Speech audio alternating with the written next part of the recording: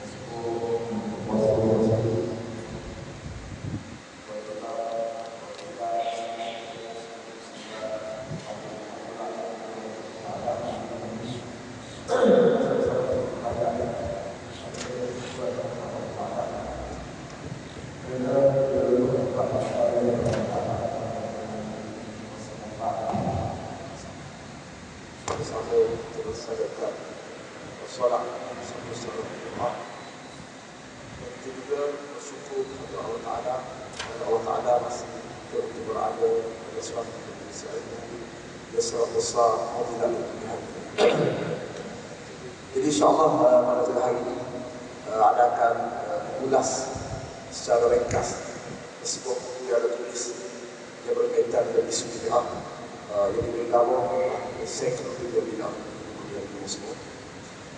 Jadi buku Encyclopedia Bid'ah ini ditulis bertujuan untuk memberi pencerahan kepada masyarakat mengenai bid'ah itu sendiri. Ditulis juga bertujuan untuk membukakan dali, membukakan hujah terhadap amalan-amalan yang biasa mereka lakukan seperti baca sembahyang Jumaat seperti contoh, seperti mengadakan sambutan Maulidul Rasul, seperti mengadakan sambutan memperingati kisah Isra Mi'raj, memperingati kisah Hijratul Rasul, pergi ke kubur pada malam kubur. Jadi banyak bid'ah yang kita lakukan ataupun yang dilakukan oleh masyarakat kita dalam keadaan mereka tidak mengetahui dalil. Jadi mengikut kajian yang dibuat, mengikut kajian yang ada buat, anda dapat bahawa memang tidak ada di kedai-kedai di perpustakaan di seluruh Indonesia semua buku yang ditulis oleh para ulama kita. Dia berbincangkan yang terperinci isu bid'ah. Memang tidak ada tutup guru kita, ustaz-ustaz kita, tutup lembaga kita, pensyarah universiti sama ada yang bergelar profesor atau profesor badia yang menulis dengan terperinci isu bid'ah. Maka dengan sebab itu masyarakat kita agak jahil dengan masalah bid'ah yang walaupun mereka sentiasa melakukan. Jadi setiap malam Jumaat baca Yasin.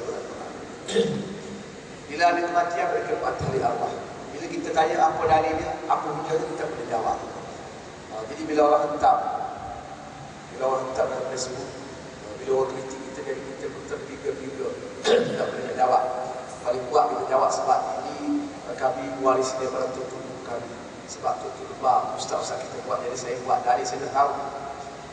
Justru itulah Allah Subhanahu mudarat langkah yang izin Allah Ta'ala dipercayai disiapkan. Lama juga kita semua 3 tahun disiapkan. Jadi buku ini sebenarnya telah berada di pasaran kurang 2 tahun dah. Mungkin di bawah sampai pertama. Alhamdulillah. Jadi insyaAllah pada hari ini akan diulas secara ringkas. Buku ini insyaAllah akan masuk kurang 1 jam semua. Sekarang ini 24 lebih kurang insyaAllah. Dalam buku ini kurang 140 atau 140 paling lama buku lah insyaAllah kita berhenti. Ini ada dua sebuah buku ensiklopedia lari-lari. mengandungi 565 muka surat. Ada 12 bab tadi. Jadi pada permulaan bab pertama, bab 2 dan bab 3. Dan permulaan ini bab pertama, bab 2 dan bab yang ketiga membincangkan mengenai sebab-sebab yang berbeza pendapat di kalangan ulama. Membincangkan mengenai adab-adab kita masyarakat Islam di dalam menghadapi, di dalam menghargai perbezaan pendapat yang berlaku di kalangan ulama. Jadi itu semua secara mudahnya kita perlu sebab dengan hati kita perlu menerima hakikat bahawa Islam menerima perbezaan pendapat. Ini paling penting. Islam membenarkan perbezaan pendapat. Ada di mazhab-mazhab Qadari, ada di mazhab Hanafi, ada di mazhab Maliki, ada di mazhab Syafi'i, ada di mazhab Hambali. Berdasarkan Islam membenarkan perbezaan pendapat. Kalau kita membaca sejarah, kita baca sejarah ini Imam Syafi'i. Imam Syafi'i ini dia belajar dengan Imam Malik selama 16 tahun. Bukan sekejap, 16 tahun Imam Syafi'i belajar dengan Imam Malik. Tapi bila Imam Syafi'i dah jadi seorang ulama besar, dah boleh, dah mempunyai kelayakan untuk berijtihad dengan sendirinya. Dah sampai kepada tahap seorang ulama yang diberi gelar sebagai ulama mujtahid mutlak. Maka Imam Syafi'i telah buat mazhab Malik. Dia tak ikut mazhab Imam Malik, dia buat mazhab baru pula. Ini mendadakan Islam membenarkan perbezaan pendapat. Kita baca sejarah Imam Ahmad bin Hanbal, asas mazhab Hambali. Imam Ahmad bin Hanbal belajar dari Imam Syafi'i. Lama belajar dari Imam Syafi'i. Imam Ahmad bin Hanbal dia nak beritahu diri saya sungguh pada Imam Syafi'i sehingga dia menyatakan bahawa aku setiap kali selepas solat aku akan berdoakan keampunan dan kebaikan untuk terlebih dahulu iaitu Imam Syafi'i berbanding dengan kedua-dua ibu bapa. Doa untuk Imam Syafi'i dulu lepas itu baru untuk kedua-dua ibu bapa. Doa cinta saya Imam Ahmad bin Hanbal memang untuk Imam Syafi'i. Tapi bila dia dah alim besar dah sampai kepada peringkat mujtahid mutlak boleh buat mazhab sendiri, maka dia buat mazhab. Ini mendadakan Islam membenarkan perbezaan pendapat. Dan kita kena ingat semua perbezaan pendapat ini bukan sahaja berlaku di antara mazhab, bahkan berlaku dalam mazhab Syafi'i kita sendiri. Kalau kita baca kitab besar lah, kalau kita baca kitab Bukhari, kalau kita baca kitab di Matla'i ini, tak banyak kita jumpa masalah-masalah yang menjadi perbezaan pendapat di kalangan ulama. Tapi kalau kita baca kitab besar, kita baca kitab Minhajul Talibin, karangan Imam An-Nawawi contohnya, kita akan jumpa boleh dikatakan setiap masalah yang diekspor mesti ada. Setiap masalah mesti ada perbezaan pendapat di kalangan ulama. Ini juga sebuah contoh lah. Kita contoh paling mudah. Perbezaan pendapat berlaku di kalangan ulama kita. Di antara Imam Nawawi dan Ibn Arabi dalam masalah solat jenazah. Bila kita tengok, bila kita solat jenazah, lepas kita angkat takbir, selepas kita angkat takbir, oleh kerana Rasulullah beritahu kita mayat ini mesti dipercepatkan pengebumiannya. Jenazah ini mesti kita cepat pengebumiannya. Sehingga ulama kata bila kita solat jenazah, lepas kita angkat, lepas kita melakukan takbiratul ihram, tak sunat kita baca doa iftitah. Sebab ada cepat, siapa nak iftitah pun tak sunat baca dalam sembahyang jenazah. Kata Imam Rahim, begitu juga a'udzubillahi minasyaitonir rajim, tak sunat juga baca. Maknanya selepas angkat takbir itu baca Al-Fatihah, kata Imam Arabi. Tapi kata Imam An-Nawawi mengikut pendapat kata Imam Nawawi mengikut pendapat selepas daripada kita melanggar takbiratul ihram, sudah kita baca a'udzubillahi minasyaitonir rajim, lepas tu baru kita baca surah Al-Fatihah. Jadi Ibn Arabi kata, tak sudah baca a'udzubillahi minasyaitonir rajim, lepas kat takbir terus solat, terus baca surah Al-Fatihah. Ibn Arabi kata baca a'udzubillahi minasyaitonir rajim. Jadi berlaku pertemuan, perbezaan pendapat. Ini sama-sama ulama Syafi'i.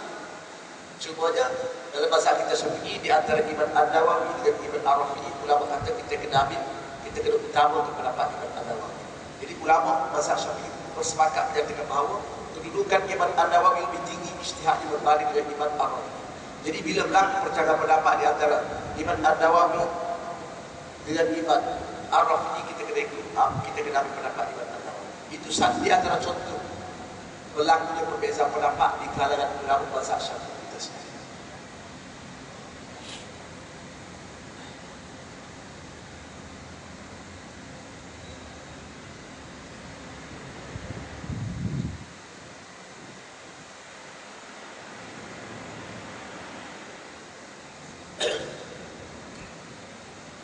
Okey.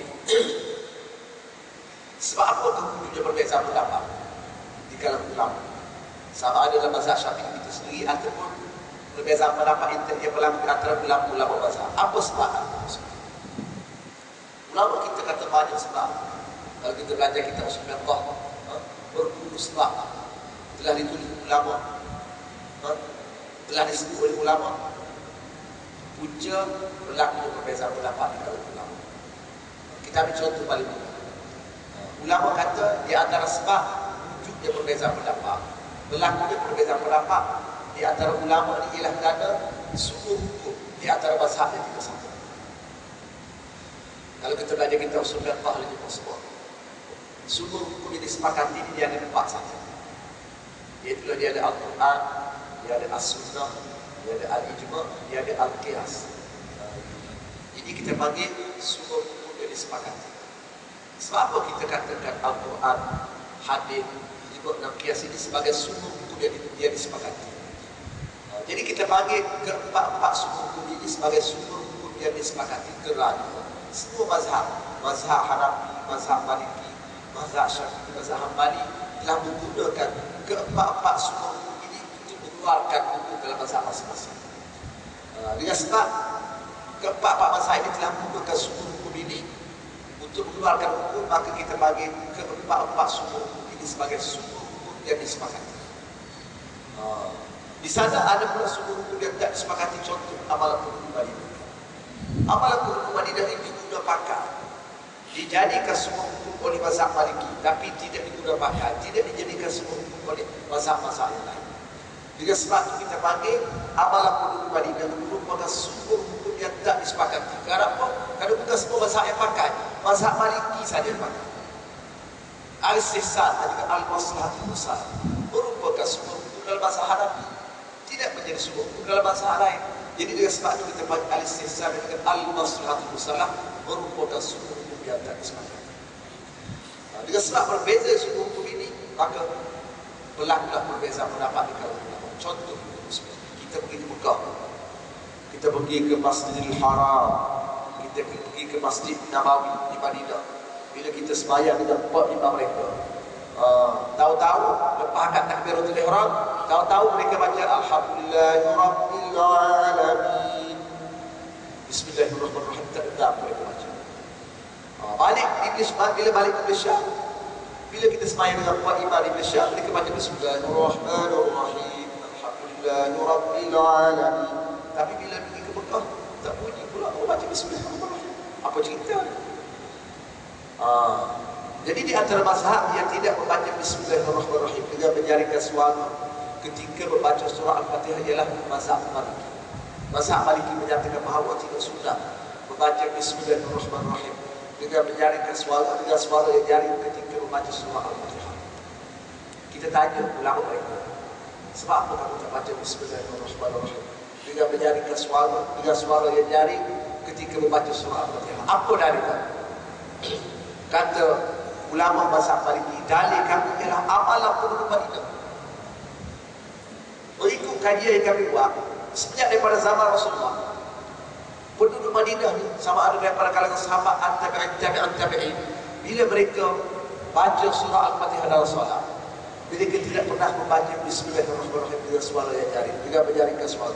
Bila baca surah Al-Fatihah, mereka akan baca Bismillahirrahmanirrahim dengan slow. Dengan sebab penduduk Madinah buat macam itu, maka kami mazhab Maliki menyatakan bahawa bila nak baca surah Al-Fatihah, tak sunat baca Bismillahirrahmanirrahim dengan suara yang jari, dengan menjaringkan suara. Itu hujah mazhab Maliki.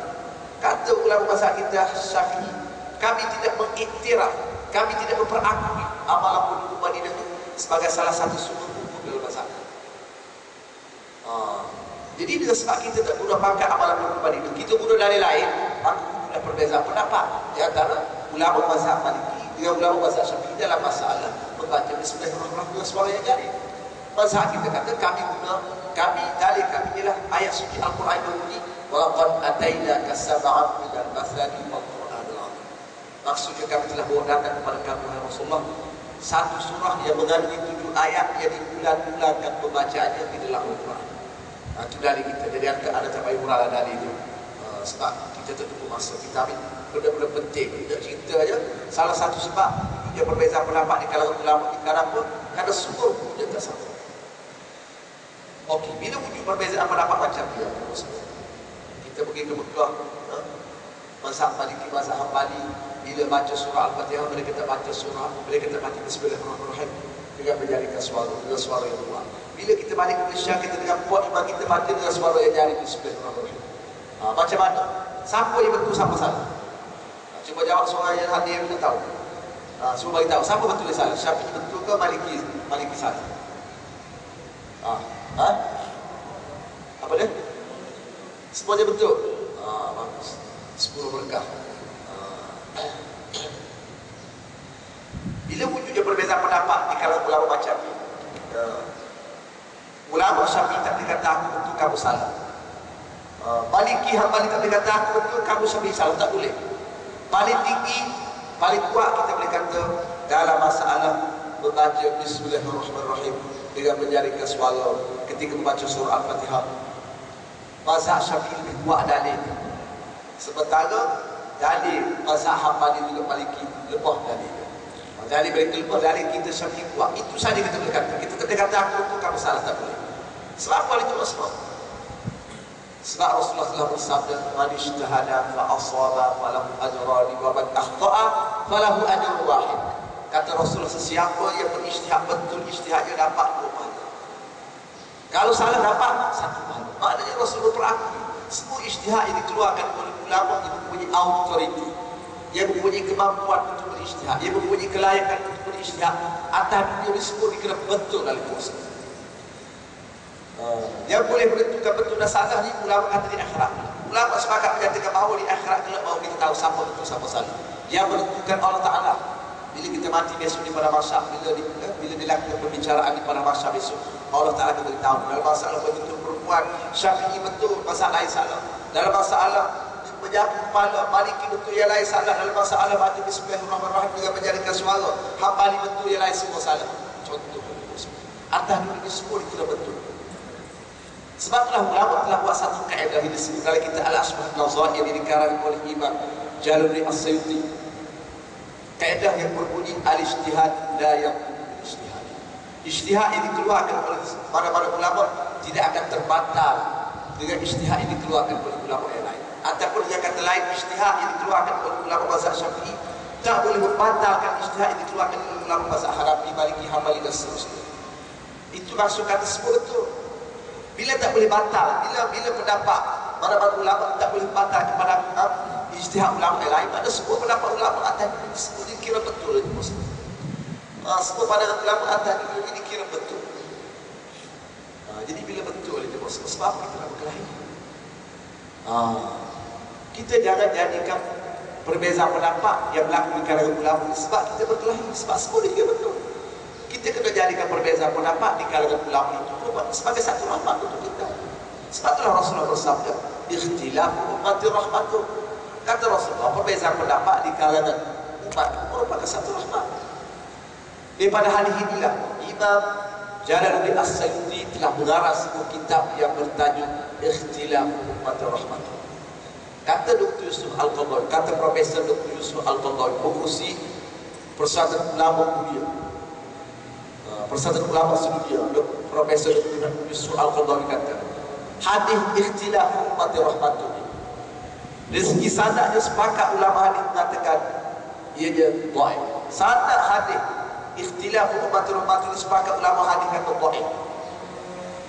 Tapi kata Dr. Yusuf Al-Qaradawi, walaupun sanad hadis itu dhaif, tapi dari segi realiti maknanya memang perbezaan pendapat itu satu rahmat. Dan Profesor Dr. Yusuf Al-Qaradawi telah mengarang sebuah kitab khusus menghuraikan dan merinci bagaimana perbezaan pendapat itu memang memberi rahmat kepada kita umat Islam. Contoh hal ini semua.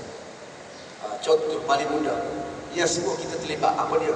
Masalah keluar zakat. Tanya ibu-ibu, bapa-bapa, tutur guru, tutur lepas kita yang belajar di pondok, yang baca kitab besar, baca kitab Fathul, baca kitab itu nak, baca kitab Fathul Qari, dinyatakan bahawa mengikut mazhab kita Syafi'i tak sah keluar zakat guna duit. Kalau kita makan nasi, wajib kena keluar beras, tak boleh keluar harga beras. Kalau kita makan roti, wajib kena keluar gandum, tak boleh keluar harga gandum. Kalau kita makan tamar, tak boleh keluar harga tamar, kena keluar tamar juga. Jadi mengikut mazhab kita Syafi'i, zakat fitrah itu di sini keluarkan makanan asasi negara itu sendiri, tak boleh keluar, ada ganti dengan duit, tak boleh. Nampak tak ada semua? Lepas tu kita keluar zakat, macam mana Ustaz? Saya dah 10 tahun Ustaz. Sudahlah Ustaz, tak sah lah. Kalau macam tu, memang tak sah ikut mazhab Syafi'i, tapi sah ikut mazhab Hanafi. Jadi majlis fatwa kebangsaan memutuskan bahawa sah keluar zakat menggunakan duit sebab bertaklid pada mazhab Hanafi.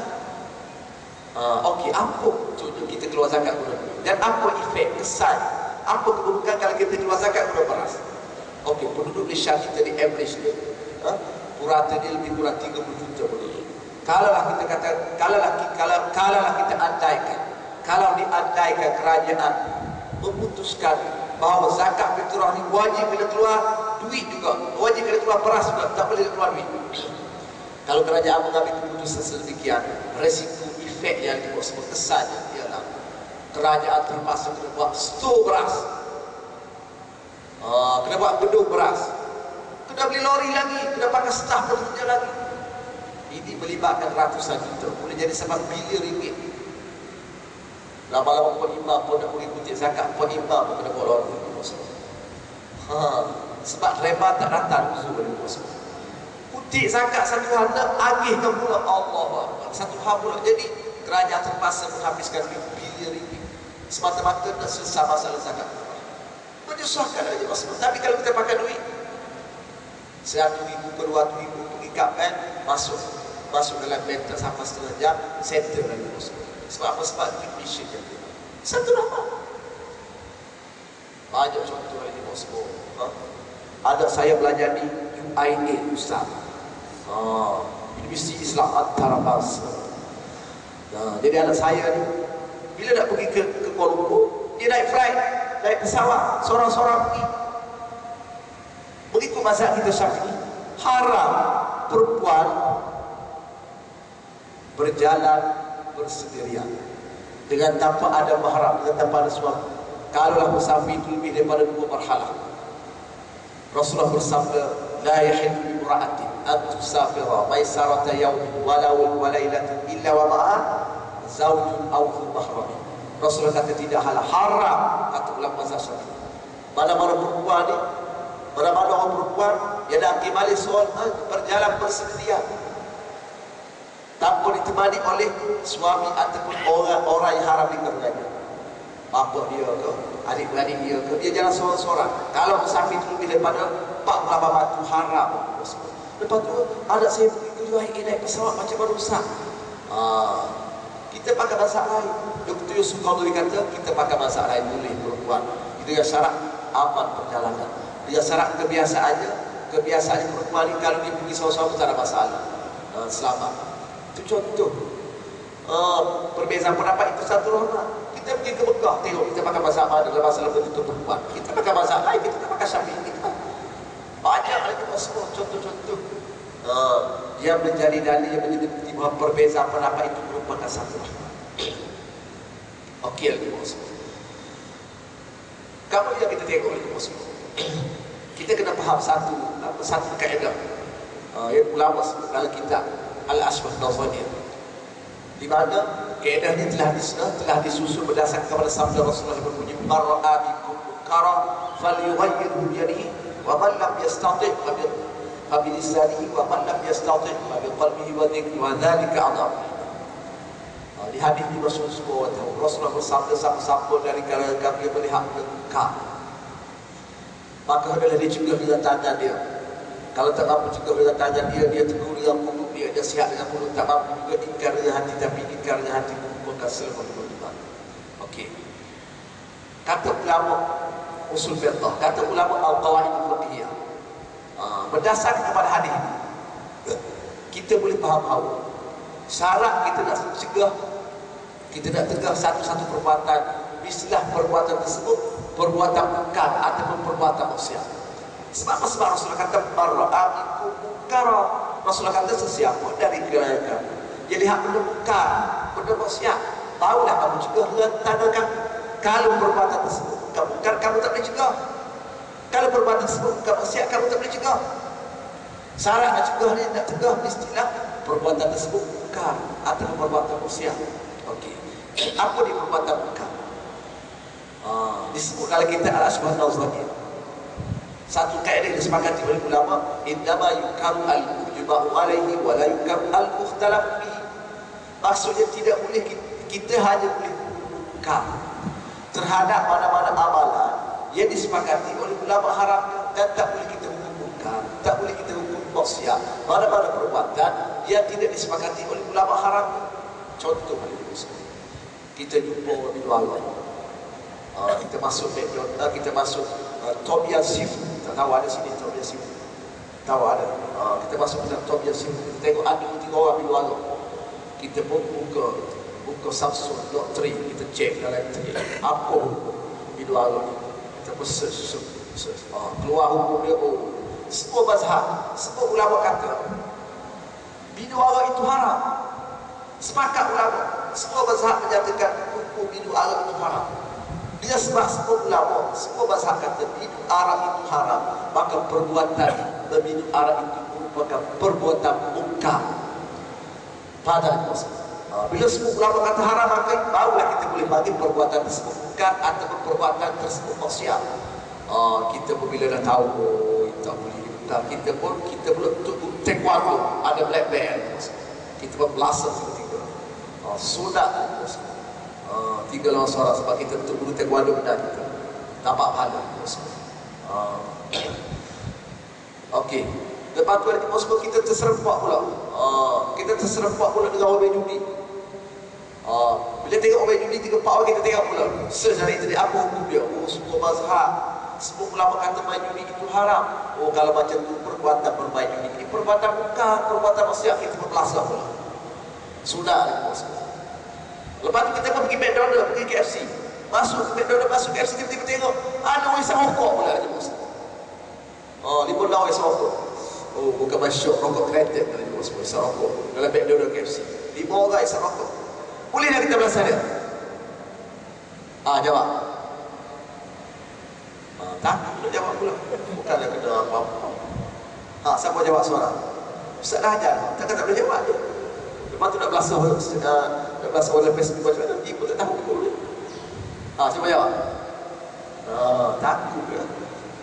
Sebelum daripada kita nak belasah ni, kita tanya, kita search dalam internet dulu, tengok apa hukum isap rokok ni.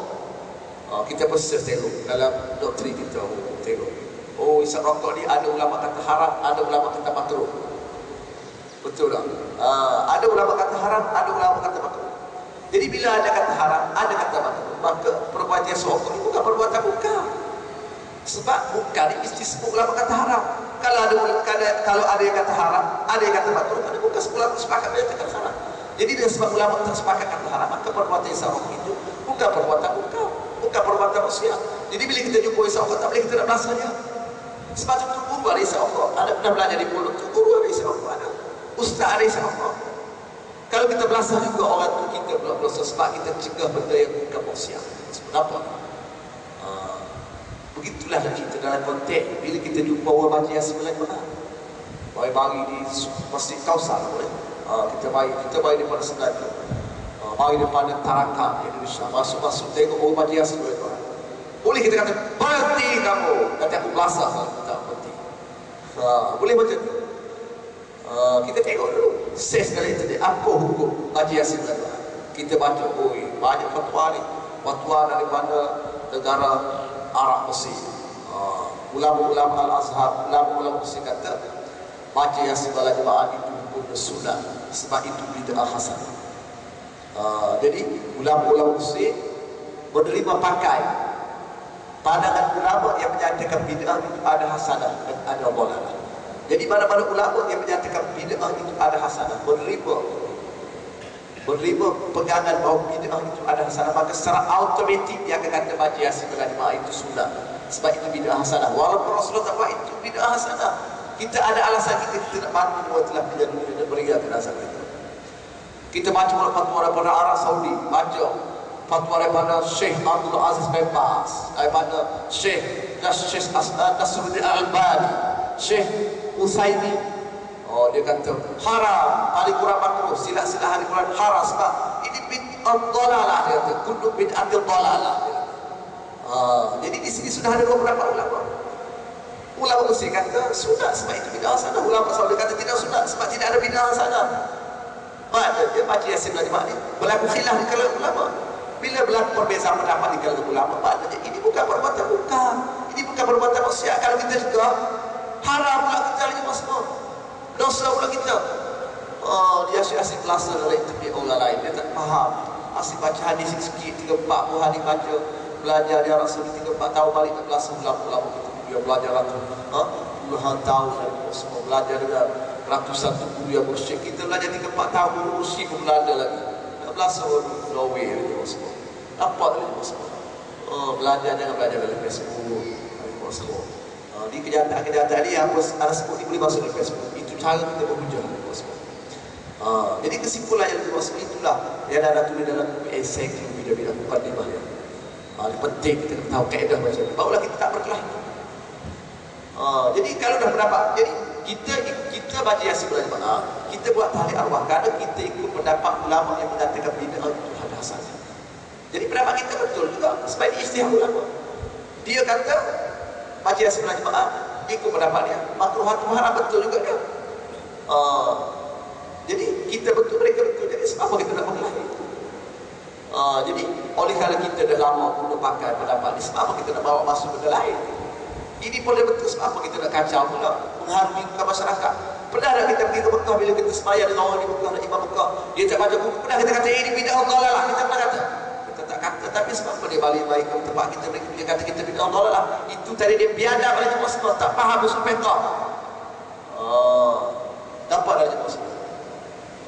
Lepas ni kalau dia jumpa, panggil dia, tanya dia, tanya kaedah macam tu, dia faham tak faham? Okey. Siapa yang kata bid'ah itu ada hasanah? Ini kita ni penting ni. Poin paling penting, isi paling penting sekarang ni. Masyarakat kena tahu. Masyarakat kena tahu bahawa siapa yang kata bid'ah itu ada hasanah atau dhalalah, dan siapa yang kata bid'ah tidak ada hasanah. Semua bid'ah dhalalah. Okey, ada jemaah semua. Sebelum tu ada nak beritahu, amalan ibadah yang kita buat tiap-tiap hari ni dia ada dua kategori. Ada dua bahagian. Yang pertama kita panggil amalan sunnah. Amalan ibadah yang kita buat ni satu. Yang pertama kita panggil amalan sunnah. Amalan sunnah ialah mana-mana amalan yang pernah dilakukan oleh Rasulullah. Ataupun Rasulullah tak buat tapi Rasulullah memperakui. Sahabat buat, Rasulullah memperakui. Ini kita panggil amalan sunnah. Amalan sunnah ni ada yang wajib. Contohnya solat 5 waktu. Ada yang solat. Contohnya solat qabliyah, ba'diyah. Itu di antara contoh amalan sunnah. Di sana ada pula amalan bid'ah. Amalan bid'ah ni maknanya amalan yang Rasulullah tak pernah buat. Ataupun tak pernah wujud semasa hidup Rasulullah. Rasulullah tak buat, sahabat tak buat semasa Rasulullah hidup. Tidak ada perakuan daripada Rasulullah. Maka ini kita panggil amalan bid'ah. Contohnya kita baca Yasin berjemaah. Mana ada sahabat Rasulullah, sahabat baca Yasin berjemaah tiap-tiap berjemaah. Contohnya mengadakan tahlil arwah tiap-tiap bila berlaku kematian kita buat tahlil arwah. Seperti yang kita buat zaman sekarang, memang tak mungkin di zaman Rasulullah. Sebab tu kita panggil ini bid'ah. Nampak tak maksud? Okey. Dalam masalah bid'ah ini wujud perbezaan pendapat di kalangan ulama. Ada dua pendapat ulama. Okey. Satu pendapat ulama menyatakan bahawa bid'ah itu ada hasanah dan ada dhalalah. Inilah yang digunakan di negara kita dan di negara umat Islam di seluruh dunia kecuali Arab Saudi saja. Dalam konteks negara Islam hari ini, satu-satunya negara yang tak menerima kewujudan bid'ah hasanah ialah negara Arab Saudi saja. Sementara negara Islam lain seluruh dunia menyatakan bahawa bid'ah itu ada hasanah dan ada dhalalah. Pendapat kedua kata semua bid'ah itu dhalalah. Tak ada yang baik, tak ada hasanah, semua dhalalah. Siapa yang guna pakai? Negara Arab Saudi saja. Dan pengikut-pengikut mereka lah hal itu.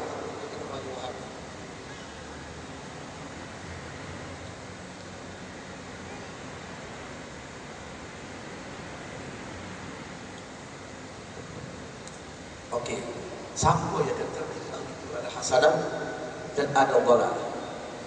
Ramai masyarakat kita tak tahu. Tak mengetahui kenapa? Karena betul-betul kita tak beri pendarahan, tak memberi pencerahan dengan terperinci isu bid'ah ni untuk pengetahuan dari kita semua. Ulama yang mula-mula sekali menyatakan bahawa bid'ah itu ada hasanah yang dhalalah ialah Imam Asy-Syafi'i kita sendiri. Dia mahu tahu. Imam Syafi'i kita sendiri kata. Dalilnya berdasar kepada tulisan Al-Hafiz Ibnu Hajar Al-Asqalani dalam kitabnya Fathul Bari. Berdasar kepada riwayat daripada Imam Abu Ibn Al-Asbahani dan juga riwayat daripada Imam Al-Baihaqi, Imam Syafi'i menyatakan al-bid'ah bid'atan mahmudah wa madhmumah. Imam Syafi'i kata bid'ah ada dua bahagian. Satu, bid'ah yang dipuji kita panggil bid'ah hasanah, dan yang kedua kita panggil bid'ah yang dikeji kita panggil bid'ah dhalalah. Bila Imam Syafi'i kata bid'ah itu ada hasanah dan ada dhalalah, maka ulama besar selepas Imam Syafi'i menyokong pandangan Imam Syafi'i. Bukan saja menyokong, bahkan mereka mendetailkan lagi, memperincikan lagi apa dia bid'ah hasanah, apa dia bid'ah dhalalah. Imam Syafi'i dia tak perincikan, dia cuma kata bid'ah ada hasanah, ada dhalalah. Dia tak tahu, dia tak beritahu apa dia itu hasanah, apa contoh bid'ah hasanah, apa contoh bid'ah dhalalah. Tiba-tiba bila sampai guru yang kelima, ada seorang ulama besar berbahasa Syafi'i, ulama Mesir yang bernama Imam Izzuddin Ibnu Abdus Salam, yang diberi gelar sebagai Sultan Ulama.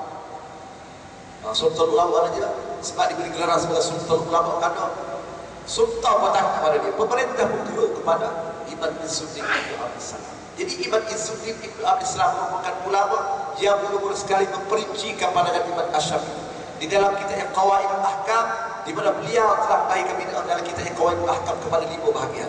Dia kata bid'ah ni ada bid'ah wajib, ada bid'ah sunat, ada bid'ah harus. Ini termasuk dalam kategori bid'ah hasan.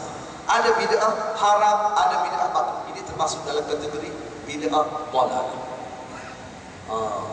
Pandangan Imam Izzuddin Ibnu Abdus Salam telah disokong oleh ulama besar selepas itu sama dia, Imam An-Nawawi rahimahullah taala. Di mana Imam An-Nawawi dalam kitabnya Tahdhibul Asma' wal Lughat dan dalam kitabnya Syarah Muslim juga telah membahagikan bid'ah kepada 5 bahagian sebagaimana yang dilakukan oleh Imam Izzuddin Ibnu Abdus Salam dalam kitabnya Qawaid Ahkam.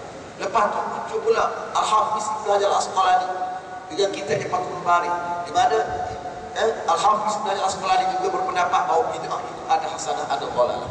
Jadi kesimpulannya semua majoriti ulama fiqh, majoriti ulama hadis menyatakan bahawa bid'ah itu ada hasanah, ada dhalalah. Bid'ah itu ada 5 bahagian. Ada bid'ah wajib, ada bid'ah sunat, ada bid'ah harus, ada bid'ah haram, ada bid'ah makruh. Okey. Sekarang anda tanya, Imam Syafi'i ini ulama salah atau ulama khalaf? Simple soalan. Jawab. Imam Syafi'i ini salah atau khalaf? Tak tahu, lama orang banyak, takut dah jawab, bukan ustaz dia berapa pun. Jawab, salah atau khalaf Syafi'i? Salah. Sebab apa salah? Mesti ada sebab. Sebab apa Imam Syafi'i ini salah?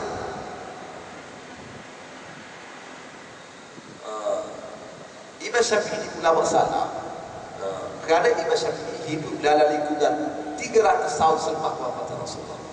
Dalilnya Rasulullah bersabda, khairukum marra'an wa marra'a marra'ani wa barra'a marra'an. Rasulullah kata orang paling baik dari kalangan kamu orang pernah jumpa aku. Siapa ni? Sahabat Rasulullah. Terbaik yang golongan terbaik yang kedua golongan at-tabi'in. Dia tak sempat jumpa aku tapi sempat jumpa sahabat. Ketiga terbaik dia tak sempat jumpa aku, tak sempat jumpa sahabat aku tapi sempat jumpa golongan at-tabi'in. Dia sempat jumpa sahabat aku, kita bagi tabi'at.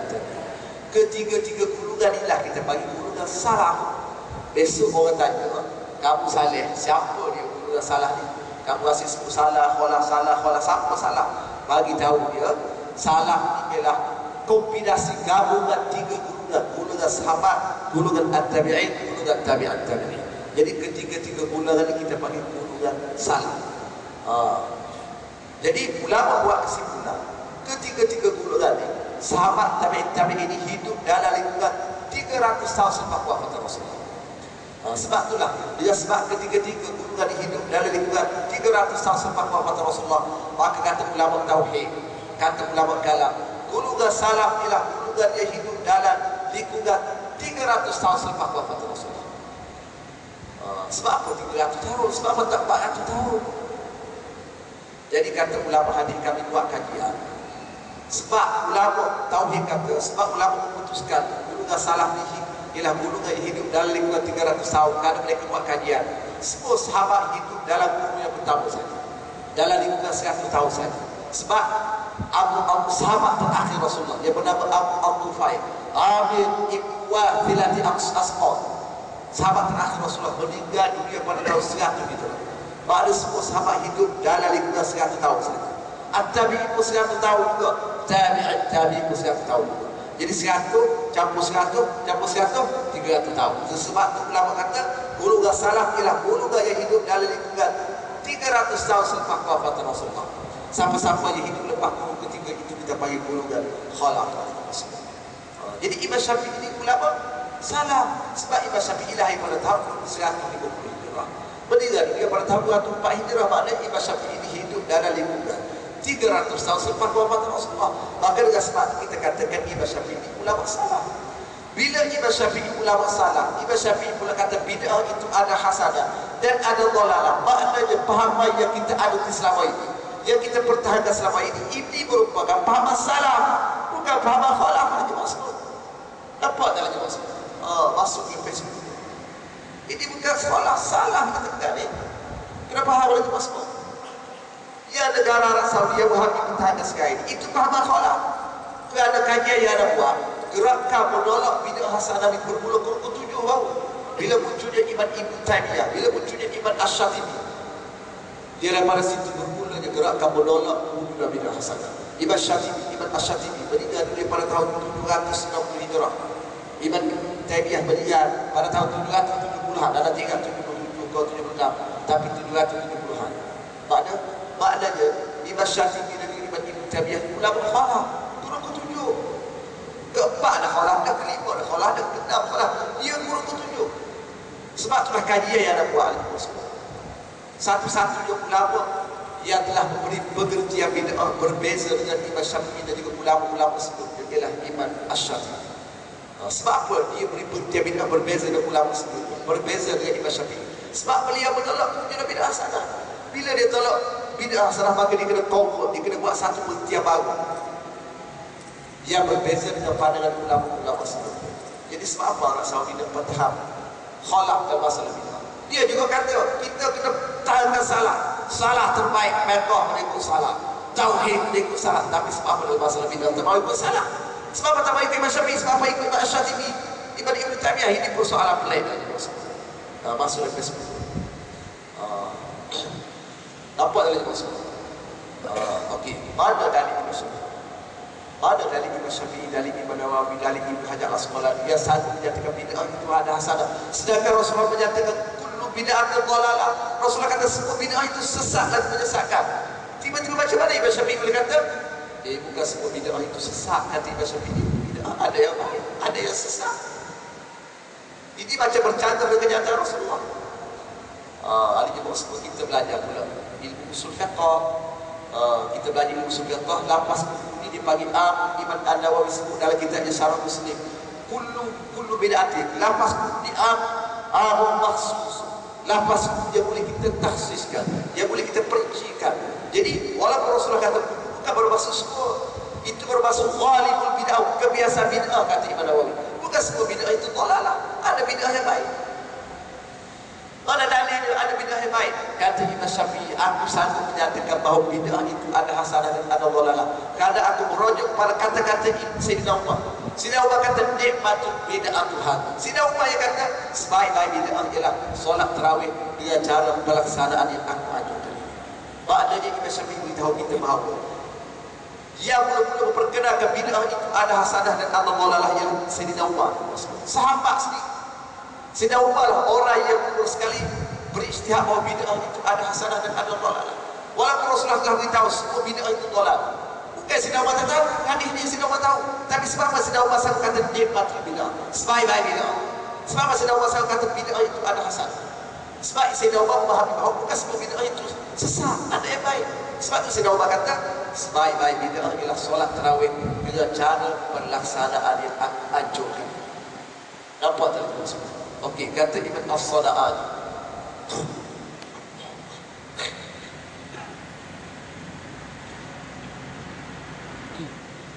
kata Ibn As-Sana'ani dalam kitabnya Subul Salam, dalam konteks solat tarawih ini ada beberapa bid'ah yang telah dibuat oleh Sayyidina Umar. Sebab itu Sayyidina Umar kata nikmatul bid'ah, sebaik-baik bid'ah. Maknanya Sayyidina Umar telah beritahu kita memang aku buat bid'ah.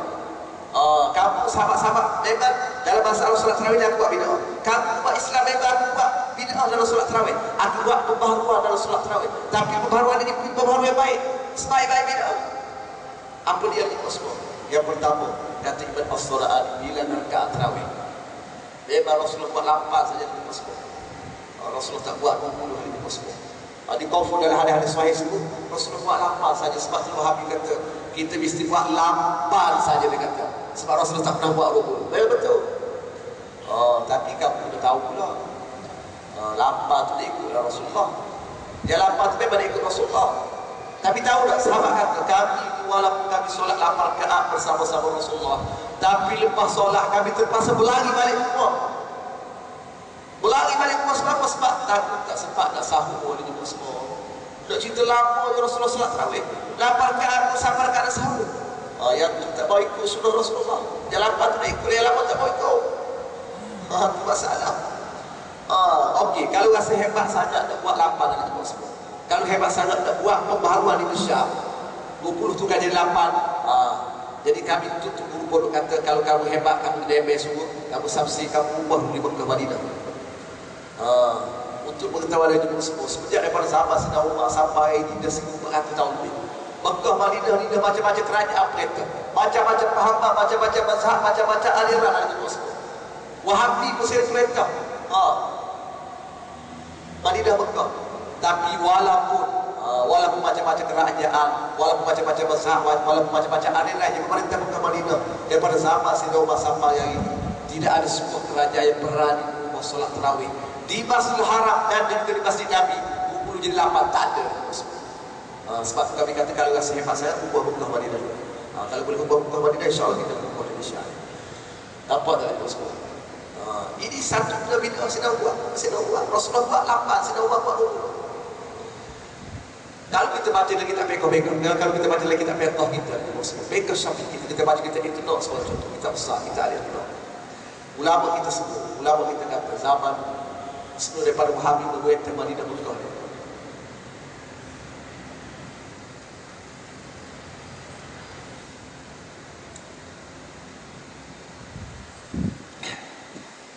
Sebelum daripada Wahabi berduet Mekah Madinah, orang Mekah dia solat tarawih bukan macam sekarang. Disebut dalam kita ikhlas. Kitab Tuhfatul Muhtaj, Fatul Wahab disebut. Orang Mekah zaman sebelum daripada Wahabi berduet Mekah Madinah. Orang Mekah ni lepas 4 rakaat solat mereka akan tawaf begini. Lepas 4 rakaat solat mereka tawaf begini. Ini bid'ah juga. Di cara mereka berehat kita lepas 4 rakaat kita doa, kita berselawat kepada Rasulullah. Orang Mekah lepas 4 rakaat mereka tawaf begini. Lepas 4 rakaat mereka tawaf begini. Jadi dah sampai 20 mereka sempat tawaf 4 kali begini. Jadi kata orang Madinah kalau macam ni lah cara orang Mekah solat tarawih, sudah pasti orang Mekah ni dia dapat pahala lebih banyak daripada kami. Kami cemburu dengan orang Mekah macam ni. Kami nak tahu kami tak nak Kaabah, mereka sedar mereka nak Kaabah. Jadi orang Madinah dia nak supaya pahala itu seimbang. supaya pahala itu sifat di antara penduduk Mekah dengan penduduk Madinah, maka penduduk Madinah berijtihad. Orang Madinah berijtihad, solat tarawih 20 dia tukar kepada 30 rakaat. Ini lagi bid'ah. Kata macam mana? 30 rakaat. Sebab apa? Sebab 4 kali tawaf. Satu tawaf dia kata 4 rakaat. Jadi 4 kali 4 lah. Sebab tu jadi 20 jadi 30 dah. Sebab telah ulama dalam perbahasan ulama, dalam perdebatan di kalangan ulama kata sekurang-kurang bilang rakaat tarawih di 8 rakaat. Sebanyak-banyak berapa itu bos? Sebanyak-banyak tidak ada hak itu bos. Nak buat 2 rakaat apa tak ada masalah. Nak buat 1 rakaat apa tak? Nak buat 12 pun tak? 14 pun tak? Tak ada masalah. Berapa banyak pun tak? Kalau kita larang sama suku pun tak boleh solat tarawih. Masuk suku tak boleh lah. Sebab apa? Sebab Rasulullah buat apa? Sedang Allah tukar penduduk Madinah tukar 30 rakaat. Jadi ulama buat kesimpulan memang tidak ada hal. Nampak tak lagi masalah? Ini bid'ah utama yang telah dilakukan oleh Sayyidina Umar. Yang kedua, Sayyidina Umar ni kalau kita baca dalam sejarah, Rasulullah tak pernah suruh sahabat ni solat tarawih secara berjamaah. Rasulullah open. Kamu dah buat sendiri-sendiri seorang-seorang boleh kat rumah, kamu dah solat berjamaah pun tak apa, tak ada masalah. Nak jumpa rumah kamu ni, nak jumpa masjid aku, tak apa, masjid Nabi tak ada masalah. Tapi bila Sayyidina Umar memerintah, Sayyidina Umar telah buat pembaharuan. Pembaharuan itulah bid'ah. Dia telah suruh semua penduduk ini datang solat tarawih secara berjemaah di masjid Nabi. Ini bid'ah. Dua. Yang ketiga, zaman Rasulullah tak pernah latih imam khusus untuk mengimami solat tarawih. Bila Sayyidina Umar memerintah, Sayyidina Umar buat pembaharuan bid'ah ni. Untuk jemaah lelaki, Sayyidina Umar telah latih Ubay bin Ka'ab jadi imam. Untuk jemaah perempuan, Sayyidina Umar telah latih Sulaiman bin Abi Asma dan juga Tabit Adari untuk jadi imam. Dia start 3 benda bid'ah inilah, maka Sayyidina Umar kata nikmatu bid'atu hadhihi. Sebaik-baik bid'ah ialah solat tarawih dengan cara perasaran yang aku anjurkan ini. Mana Sayyidina Umar telah buat declaration, memang aku buat benda bid'ah. Apa dia? 8 dah baru bunuh. Dia tak jumpa harus berjemaah. Dia Rasulullah telah latih imam khusus, aku latih imam khusus. Memang aku buat benda bid'ah, tapi ini bid'ah yang baik. Daripada situlah Imam Syafi'i kata al-bid'atu bid'atan. Bid'ah itu ada 2 bahagian. Satu yang dipuji, satu yang dikeji. Daripada situlah ulama memperincikan lagi. Oleh kerana itu bid'ah ada 2 bahagian. Ada bid'ah wajib, sunat, harus, haram, makruh. Dan majoriti ulama kata bid'ah itu ada hasanah dan bertolak. Nampak dah tu. Jadi kalau lebih lanjut lagi aku baca. Okey. Jadi dalam buku dia ada telah dikumpulkan 30 dalil bahawa bid'ah itu ada hasanah. Itu baru satu dalil baru. Kalau ada semua dalil ni speak tak ada lagi lah sekali semua. Okey. Sebab dalil bid'ah ni ratus-ratus semua ni kita masuk di 30 baru. Lepas tu barulah ada cerita mengenai isu-isu semasa. Isu bid'ah lah. Dalam buku dia ada baru masuk dan isu bid'ah yang hangat, yang kontroversi. Sebenarnya isu bid'ah yang kontroversi dia ada 40 semua. Jadi ini baru masuk dah. Maknanya ini merupakan jilid yang pertama baru. InsyaAllah akan menyusuli 2, 3, 4. Ada segala ada juga semua isu bid'ah dalam masalah fiqh saja sampai 5 jilid baru habis. Sebab cara ada tulis dia ada pilih detail. Mana-mana dalil ada buku mesti masuk semua. Jadi sebagai contoh dalam masalah mengadakan sambutan Maulidul Rasul, ada kumpulkan 29 hujah. Sudah kita mengadakan sambutan Maulidul Rasul yang Wahabi kata bid'ah. Jadi bukan sikit kita yang baca dari semua. Memang ibu kita sebelum daripada ada tulis satu-satu kita ada baca puas hati. Baca. Dia garanti dia terboleh jawab lah. Bila garanti terboleh jawab, awal dah masuk lah. Kalau dia boleh jawab, kita tak masuk awal lagi. Kalau kita masuk di belasa, kita lebih 10 hari kita. Jadi Alhamdulillah 2 tahun ni berada di masa ramai menari di sepi-sepi. Dia tak kata apa, dia sedia ya. Sama kita cabar, kritik buku saya, amat esei klub dia bilang. Sampai hari kita ada kritik. Tak ada yang cabar Alhamdulillah. Jadi ada jumpa semua. Kita ada masa 10 minit lagi. 10 minit lagi. Malam ni kita ada kuliah kat mana? Puasa dia. Jadi kalau ada jumpa semua datang lebih lanjut, lebih lanjut lagi boleh jumpa anda malam ni. Jadi cuma nak sebut sikit lah. Kita sebut sikit lagi. Sebab apa kita baca Yasin berjemaah? Sebab apa kita buat tahlil awal? Sebab apa bila kita pergi buku kita baca Quran? Ada di bawah semua. Tunggu kita buat di bantu. Matlamat kita nak bantu orang telah meninggal dunia. Daripada orang mati ni dia sangat mengharap bantu daripada kita hidup. Sebab itulah Rasulullah bersabda dalam hadis. Rasulullah suruh kita bantu telah meninggal dunia. Tengok Rasulullah bersabda dalam hadis yang sahih, kata Rasulullah, al-mayyitu fil qabri kal mariqil mustamith. Rasulullah kata orang yang mati yang berada dalam kubur, kalaulah dia diazab oleh Allah Ta'ala, maka dia terdesak mengharap bantuan pahala daripada kita yang hidup ni, daripada orang yang hidup ni. Banding aja seperti orang yang jatuh dalam air, lepas air. Orang yang jatuh dalam sungai, dalam laut, lepas air. Orang lemah air ni, dia terdesak hidup mati. Hidup dah mati orang lemah air ni. Jadi orang lemah air ni, kajian dibuat, kita hulu kayu, dia pegang kayu, kita hulu batang besi, dia pegang batang besi. Kalau kita hulu batang berduri boleh pegang. Kalau kita hulu batang pedang boleh pegang. Sebab dia terdesak hidup mati. Luka tangan pun tak kisah, cedera tangan pun tak kisah, dia penting jawab selamat. Terdesak. Rasulullah kata begitulah orang. Okey, persoalan sekarang, siapa boleh garanti orang dalam kubur tu Allah Ta'ala tak azab? Siapa boleh garanti ibu bapa dia dalam kubur tu Allah Ta'ala tak akan azab? Macam ni juga. Siapa yang hadir tu hari ni, yang ada dalam kuliah pada hari ni, jadi rasa kalau dia mati Allah Ta'ala tak azab dia? Angkat tangan Ustaz tengok. Siapa yang debek, siapa sini? Angkat tangan. Siapa? Kalau kita rasa kita tak garanti Allah Ta'ala tak akan azab kita, kalau kita rasa tak yakin tak usul kita tak akan diazab, maka begitulah kita kena bayar kepada orang. Kita kena bayar kepada orang mulia kepada Allah. Kita kena bayar kepada mereka sentiasa diazab oleh Allah Ta'ala, sebab kita tak boleh garanti. Lebih-lebih lagi Rasulullah telah bersabda. Rasulullah telah bersabda dalam hadis riwayat Imam Bukhari daripada Jabir bin Abdullah.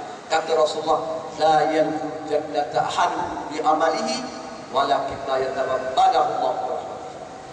Rasulullah kata, wahai sahabat, tidak ada sesiapa pun dari kalangan kamu yang masuk syurga dia sebab kehebatan amalan yang dia lakukan. Dia sedekahlah satu juta ke, dia buat haji sampai 10 kali ke, buat umrah sampai 20 kali ke, tahajud tiap-tiap malam ke, dia kena ingat dia masuk syurga bukan dengan sebab kehebatan amalannya. Semua kamu masuk syurga dengan sebab rahmat Allah Ta'ala, kata Rasulullah. Lalu sahabat bertanya, bagaimana dengan kamu, hai Rasulullah? Adakah kamu, hai Rasulullah, masuk syurga seperti kami juga? Dengan rahmat Allah Ta'ala juga? Kalau kami ni okeylah, kalau kami ni kami semua boleh menerima hakikat, kami semua boleh terima realiti bahawa kami ni masuk surga bukan dengan sebab kehebatan amalan kami.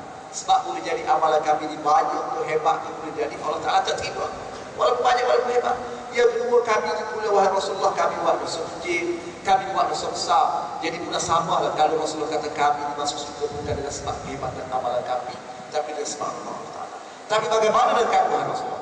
Kamu ni Rasul, bila kamu Rasul maknanya semua amalan kamu garanti Allah Ta'ala akan terima. Kamu pula maksud kamu ni diberi jaminan oleh Allah Ta'ala tak akan lakukan dosa kecil, tak akan lakukan dosa besar. Maknanya secara logik kamu ni sepatutnya masuk surga dengan sebab kehebatan amalan kamu, wahai Rasulullah. Tapi kata Rasulullah, hatta ada aku masuk surga dengan sebab rahmat Allah Ta'ala, bukan dengan sebab kehebatan amalan. Maknanya tak ada siapa boleh garanti orang dalam tak akan diazab oleh Allah Ta'ala. Walaupun ayah ni masih hidup koprak besar. Oh, ustaz ayah saya kat Tawau ni tak ada masjid tak bagi. Dia ni koprak dermawan. Setiap masjid mesti dia bagi dermawan 100,000, 1,5 juta, 300,000. Jadi saya garantilah bapak saya ni dia mati Allah Ta'ala tak azab sampai balik buat declaration. Tak boleh. Dengan sebab itulah kita kena bantu Allah telah meninggal. Bagaimana cara nak bantu Allah Islam ajar kepada kita? Yang pertama dengan doa. Doa ni semua ulama kata sunnah. Wahabi berkata sunnah untuk orang telah meninggal dunia. Ittifaq ulama. Sebab kita tengok dalam khutbah Jumaat, pentingnya doa kita hidup pada orang mati. Di dalam khutbah Jumaat tengok salah satu rukun khutbah hal itu semua. Rukun yang kelima, wajib kena doa untuk orang Islam yang hidup dan juga yang mati. Kalau tak baca doa ni tak sah sembahyang. Tak sah khutbah. Penting dari khutbah semua. Okey. Dalam kita, bila kita solat, kata Ibn Hajar Al-Asqalani dalam Fathul Bari, bila kita solat, kita ada doa untuk orang telah meninggal dunia. Doa terkandung dalam tahiyat al-Quds. Doa yang berbunyi, Assalamu alayna wa ala ibadillah as-salihin. Wahai Tuhan kami, limpahkanlah, curahkanlah keselamatan dan kesejahteraan kamu ke atas kami dan juga ke atas semua hamba-hamba yang soleh. Kata Ibn Hajar Al-Asqalani, hamba-hambanya soleh ialah semua orang Islam yang hidup dan semua orang Islam yang telah meninggal dunia kecuali orang tak solat. Tak solat tak masuk orang. Jadi ulama kata munasabah lah, sebab dia tak solat. Bila dia tak solat, dia tak doa untuk orang mati. Bila dia tak doa untuk orang mati, jadi padam muka dia lah, dia termasuk dalam doa ni. Nampak tak dia semua. Jadi nak cerita Islam ni, memang kita galak bantu dalam meninggal dunia, kita doa. Memang dalam tahlil arwah kita ada doa. Dalam baca Yasin Najmah, lepas kita baca Yasin Najmah, kita doa. Kita pergi ke kubur, lepas kita tahlil, kita doa. Okey, yang kedua dengan ibadah kita. Banyak hadis-hadis sebut. Kita kena bantu telah dengan lebih-lebih lagi azab Allah. Di antara azab yang sangat ditakuti oleh para ulama al-Qur'an semua sahabat-sahabat ialah azab kubur al-Qur'an. Sebab Rasulullah bersabda dalam hadis ala indal qabri Allah. Hadis ini telah disebut oleh Imam Al-Ghazali dalam kitabnya Ihya Ulumuddin. Riwayat Imam Ahmad, hadis ini telah dihukum hasan oleh Syekh Az-Zabidi dalam kitab Iftiham As-Salah. Hadis ini hadis hasan. Rasulullah bersabda ala indal qabri Allah. Rasulullah kata kubur ni, kehebatan kubur yang dibuat sebab bila kita masuk dalam kubur kita mesti dihimpit oleh kubur, kata Rasulullah. Rasulullah kata lau salima au naja minha ahad la naja sa'd. Rasulullah kata kalaulah diandaikan ada orang yang terselamat daripada dihimpit oleh kubur, maka orang yang paling layak untuk selamat daripada dihimpit oleh kubur ialah Sa'd bin Mu'adz, kata Rasulullah. Sebab apa Rasulullah bandingkan dengan Sa'd bin Mu'adz? Sebab disebut dalam hadis, Imam Al-Qurtubi menyebutkan dalam kitabnya Tazkiratul Maut, satu hadis riwayat Imam At-Tabrani daripada Abdullah bin Umar atau Umar bin Khattab, kata dia silap hadis di mana Rasulullah kata bila Sa'd bin Mu'adz mati, Sa'd bin Mu'adz mati dalam peperangan Ahzab, dipaduh orang pakai orang kami paduh kena terkena di daun sebulan keluar raut di sebulan mati. Rasulullah kata bila Sa'd bin Mu'adz mati ihtazzat arsyur rahman, bergoncang aras. Sebab apa bergoncang aras? Sebab ulama kata bila malaikat yang berada di langit beritahu bahawa Sa'd bin Mu'adz telah mati, mereka sangat gembira. Sebab apa? Sebab mereka kata lepas ni kami boleh jumpa dengan orang yang sangat mulia di sisi Allah Ta'ala. Gembira nak jumpa dengan roh Sa'd bin Mu'adz ni berduduk di langit, mereka dalam sangat gembira sehingga malaikat yang ikut aras gembira sangat, mereka suka sampai bergoncang tu mulia. Maka akhirnya aras yang mereka ikut tu bergoncang, ikut rentak, gerak tubuhnya berada suka.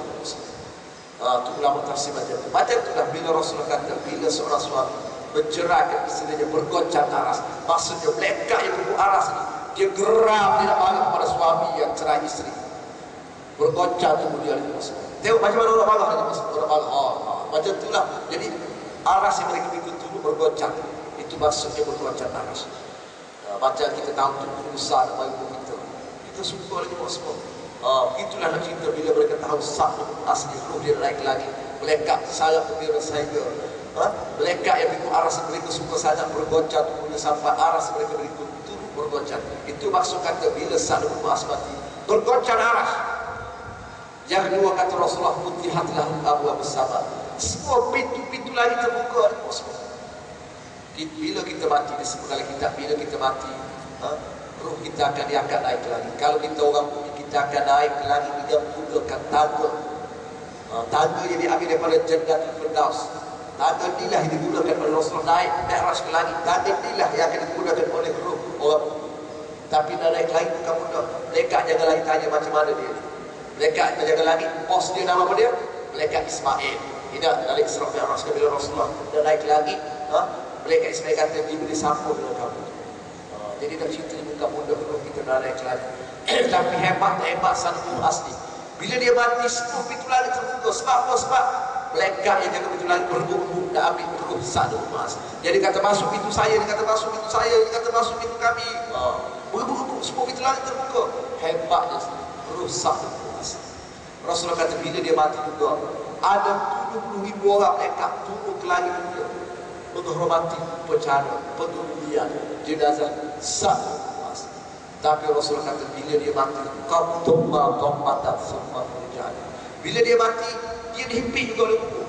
Sebab disebut dalam hadis-hadis lain, ada disebut dalam hadis-hadis lain yang kata bahawa Bila Rasulullah pergi, bila Rasulullah pergi, bila Rasulullah pada masa Hudubiyah rusak, mayat Sa'd bin Asad Rasulullah ada. Pada masa Hudubiyah, mayat Sa'd bin Asad Rasulullah ada. Rasulullah bertasbih. Lama Rasulullah bertasbih di atas kami itu bertasbih. Bila kami tanya Rasulullah sebab apa kamu bertasbih, Rasulullah kata sebab ada masalah sikit. Tengok lagi Rasulullah. Jadi sebab tu hal Rasulullah. Azab itu di antara azab yang paling ditakuti ulama Rasulullah, masya-Allah. Macam-macam pada ulama lah. Tapi kita Rasulullah kata himpit macam biasa lah, bukan himpit. Ada ulama kata himpit seperti ibu yang sayang pada anak. Tapi ada ulama kata memang himpit semua sekejap ya. Kesimpulannya memang dahsyat azab. Sebab itulah Rasulullah kata pada masa kamu sembahyang, lepas kamu baca doa, lepas kamu baca selawat Ibrahimiyah, kamu kena berdoa daripada azab. Sehingga pentingnya azab, sehingga pentingnya doa berlindung daripada azab, pentingnya sehingga mazhab Syafi'i kata wajib dalam tahiyat akhir kena baca Allahumma inni a'udzubika min adzabil qabri wa min adzabil nar wa min fitnatil mahya wal mamati wa min fitnatil hayy wa min fitnatil masiihid dajjal. Pak kalau kita doa wajib mazhab Syafi'i. Yang pertama, aku minta berlindung dengan kamu ya Allah Ta'ala daripada azab. Yang kedua daripada azab neraka. Yang ketiga daripada fitnah mati dan fitnah semasa hidup dan fitnah semasa mati dan dunia. Dan yang keempat daripada dajjal. Jadi orang kita pula ahli Rasulullah, masya-Allah, bila sembahyang inna Habibul Majid assalamualaikum warahmatullahi, inna Habibul Majid assalamualaikum warahmatullahi. Tak mau baca doa lepas tu. Malas maksudnya Allah Ta'ala malas ahli Rasulullah. Pemalas orang kita. Bacalah, kalau kita iman kita baca lagi. Kalau kita sebagai seorang iman kata Ibnu Ghazali, lepas inna Habibul Majid, kalau kita sebagai seorang iman sudah kita baca Allahumma ighfir ma qaddamtu wa ma akhartu wa ma asrartu wa ma a'lantu wa ma asraftu wa ma ta'alamu bihi antal muqaddim wa antal muakhir la ilaha illa anta ya muqallibal qulub thabbit qalbi ala dinik wa ala ta'atika subhanaka inni kuntu minadh dhalimin. Banyak kita tengok iman kita baca, dibaca sakit indah Habibul Majid sudah sama sekali kata Imam Nawawi. Kalau dia bukan seorang iman, dia tambah lagi. Walaupun iman dia bagi salah, dia tambah lagi. Kalau dia sebagai seorang, dia tambah lagi. Allahumma inni a'udzubika min adzabil qabri wa min adzabil nar wa min fitnatil mahya wal mamati wa min fitnatil masiihid dajjal. Sudah ali masbuk. Kali itu mazhab itu wajib doa ni. Allah tambah lagi Allahumma inni a'udzubika min adzabil qabri wa min adzabil nar wa min fitnatil mahya wa min fitnatil masiihid dajjal. Allahumma inni a'udzubika minal ba'thi wal maghrib. Allahumma inni zalamtu nafsi zulman kabiran katsiran wa la yaghfiru dhunuba illa anta faghfir li maghfiratan min 'indik warhamni innaka antal ghafurur rahim. Ini doa paling afdal. Tambah lagi, boleh tambah, tak ada masalah. 1 jam pun tak boleh. Sebab doa paling makbul tempat yang pertama dalam surga, satu lagi semasa tahiyat akhir. Sebab tu Imam Bukhari buat satu bab dalam kitab, dalam Sahih Bukhari dia, bab yang berbunyi ad-du'a qabla salam, doa sebelum bagi salam. Doa banyak di antaranya jangan lupa doa dibebaskan daripada azab. Masya-Allah. Yang paling dahsyat ada yang ini 1 jam ini pun insya-Allah 1 jam kita. Yang paling dahsyat ada baca himpit buku 1 hari. Yang paling dahsyatnya Allah. Rasulullah kata kalaulah orang itu mati, kalaulah di antara umat Islam mati sebagai seorang al-mu'min fasik, al-mu'min fajir, dia mati dalam keadaan dia orang fasik banyak dosa. Orang fasik dia buat sentiasa buat dosa kecil. Dia rasa lekeh, suatu perempuan dari minta untuk orang begini, dia besok untuk orang lagi, lusa untuk orang lagi. Kalau dia mati, dia mesti mati sebagai seorang fasik. Ataupun dia buat dosa besar, dia tak bertaubat, dia tak cukup solat 5 waktu, contoh itu orang fasik. Siapa dia mati sebagai seorang fasik, siapa mati sebagai seorang munafik, kata Rasulullah. Siapa mati sebagai seorang kafir, bila dia mati, Allah Ta'ala akan hantar 99 tinina, 99 ekor ular yang punya 9 kepala. 99 ekor ular, 1 ekor ular dia ada 9 kepala. Rasulullah kata kalau diadakan setiap ekor ular ni, Allah Ta'ala beri kebenaran untuk tiup bisa dia ke atas muka bumi. Sekali dia tiup saja itu semua. Mati semua makhluk yang hidup, pokok kayu tidak akan tumbuh buat selama-lamanya. Bayangkan ular ni dia patut kali dia semua. Dia sedar, dia gigit, dia cederakan orang dalam kubur. Tak henti-henti Rasul kata sampah lagi. Siapa boleh bantu kali kita semua? kita yang hidup hari kosong. Sebab ulama kita buat baca sebenarnya. Kita buat tahlil arwah, kita pergi ke kubur, pergilah ziarah kubur, baca doa di kubur. Sebab apa? Sebab dalil lain Rasul sebut dalam hadis riwayat Bukhari, Rasul hajar kita. Rasul hajar kita batu telah meninggal dunia. Hadis terakhir kita baca ini disebut dalam hadis, disebut dalam Sahih Bukhari daripada Abdullah bin Abbas, kata Abdullah bin Abbas, marran Nabi sallallahu alaihi wasallam bihalukin min hiyatanil Madinah ta'am, kata Abdullah Abbas, satu hari Rasulullah telah berjalan di hadapan sebuah kurba yang terletak di pondok hati Madinah. Syak daripada perawi hadis. Ada seorang perawi hadis yang mencari dia syak. Tapi kata Syekh Hajar Al-Asqalani, Rasulullah telah berjalan di hadapan sebuah kurba terletak di Madinah, di mana kurba ini dimiliki oleh Ummul Mubashshir, daripada sahabat perempuan daripada golongan Ansar, Ummul Mubashshir. Okey. Jadi ada jumpa semua. Bila Rasulullah lalu di hadapan kedua kubur ini, tiba-tiba Rasulullah dengar fasami al-sawta insanaini yu'adzaban. Tiba-tiba Rasulullah dengar suara dua orang dari azab al-kubur. Okey, siapa ini azab? Dalam hadis Bukhari dia tak bagi tahu siapa. Dalam hadis riwayat Ibnu Majah dinyatakan, dalam riwayat Ibnu Majah berbunyi barra bil qabrain jadidain. Suatu hari Rasulullah telah berjalan di hadapan dua kubur yang baru di tanah penghuni. Maknanya sahabat ini azab dalam kubur lagi semua. Allah Akbar, kita takut. Rasulullah dengar, dalam kubur itu tolong sakit, tolong. Macam mana dalam kubur? Cuba kita bayangkan bagaimana kalau kita boleh dengar ibu apa kita ada azab dalam kubur. Kalau kita boleh dengar, kita tak boleh tidur dalam kubur semua. Di dalam Facebook kita sedekah, kita tersangkut dengar ibu apa kita ada azab dalam kubur. Rasulullah dengar, Rasulullah bersimpati. Sakit, aduh, Allah. Bila Rasulullah dengar suara dua sekali azab dalam kubur, Rasulullah fikir bagaimana aku bantu dalam kubur, Rasulullah bersimpati. Allah Ta'ala bagi ilham, wahyu kepada Rasulullah waktu pertama. Rasulullah mengarahkan, dia riwayatkan ke Rasulullah semua Abdul bin Abbas pergi waktu pertama.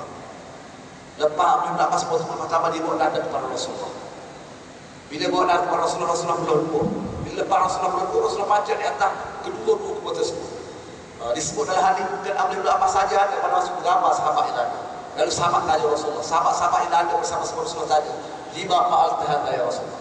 Wahai Rasulullah, sebab apa aku baca pertama di atas kubur ini? Rasulullah kata, kamu tahu tak, aku baca pertama di atas kubur ini sebab aku dengar suara orang sedang diazab dalam kubur. Kamu tak tahu, kamu tak dengar, aku tahu, aku dengar. Kamu tahu tak, aku dengar suara orang sedang diazab dalam kubur. Jadi aku baca pertama ni sebab aku mengharapkan tasbih daripada kedua pertama ni akan kurangkan azab orang dalam kubur ni. Malam jadi bahasa selama mana pertama ni tak kering. Selama mana dia bahasa, maka selama itulah dia bertasbih. Tasbih daripada pertama ni akan kurangkan azab orang dalam kubur selama mana dia tak kering.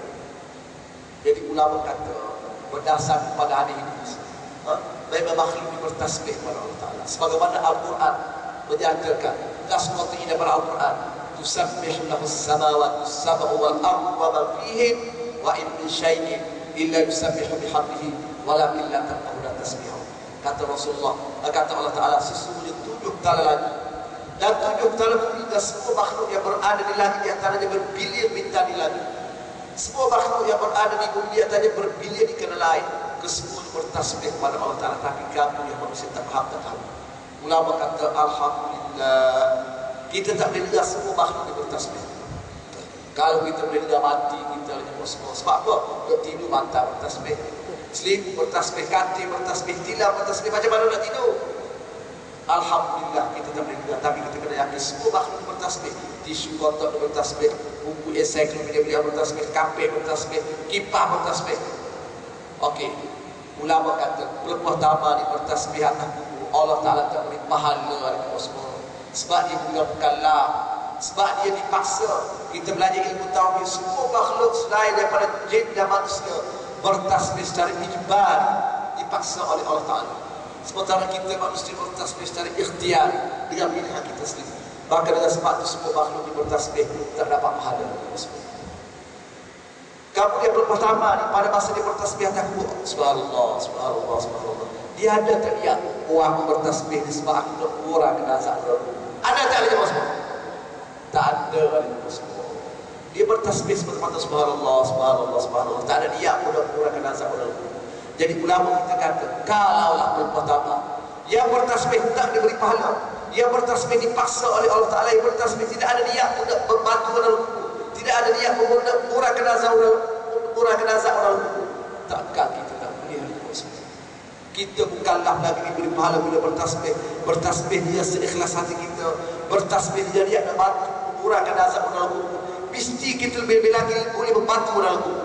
Sebab itulah berdasar kepada hari ini kata Ibn An-Nawawi di dalam kitab Isyarah Al-Hazab, wa qala Syafi'i wa ashabi, berkata Imam Syafi'i dan juga anak-anak Imam Syafi'i, sudah selepas kita ke bumi kamaya kita baca Quran di kubur. Kalau kita boleh khatam 30 juz lagi afdal dalam kubur.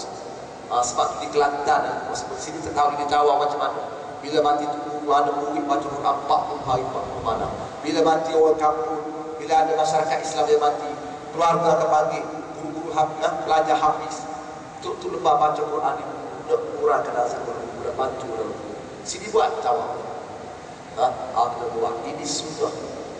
Sunnah Rasulullah. Bukan saya dengan sebab Imam Syafi'i kata sunnah, majoriti ulama ahli kata sunnah baca Quran ini. Kita pergi ke kubur, pergilah ahli kubur berziarah. Ada juga satu masa ada pergi orang Cina ahli kubur semua. Satu masa ada balik daripada Perak singgah di Geri. Ayah anak tu Cina bapa pergi ziarah kubur. Itu Cina, kita orang Islam tak pergi ziarah Allah. Bantu dalam kubur semua. Sebab tu ahli kubur semua. Hak kita buat ibadah kubur semua. Kita baca Yasin Al-Quran, kita buat tahlil arwah, kita pergi kubur, kita baca Quran kubur. Dari macam ada sebut tadi dah bantu telah bila-bila. Jangan nanti kita mati baru kita kata kalau macam ni orang siap dah mati baru siap. Jangan macam tu. Jadi setakat itu saya pada anda pada hari ini. Masa mencuburi kita di setakat itu saja.